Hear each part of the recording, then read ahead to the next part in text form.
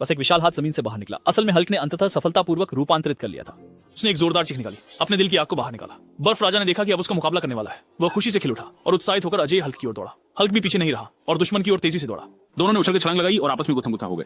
संभवतः हॉक कभी रूप बदलने से ताकत नहीं पा सका था। नतीजतन वह 800 मीटर दूर बर्फीले राजा द्वारा उछाल दिया गया और चक्कर आना बंद होने के बाद ही उसे होश आया। गुस्से में उसने पुलिस कार को 2 टुकड़ों में बांट दिया, हाथ अंदर डालकर उसे मुट्ठी के रूप में इस्तेमाल किया। हथियार की मदद से युद्ध क्षमता तुरंत बढ़ गई।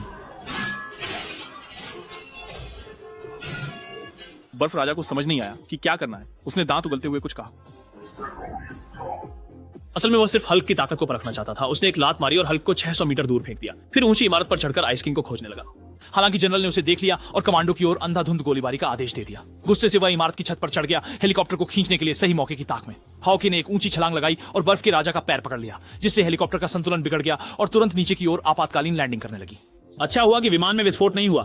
दोनों की लड़ाई अभी भी खत्म नहीं हुई है।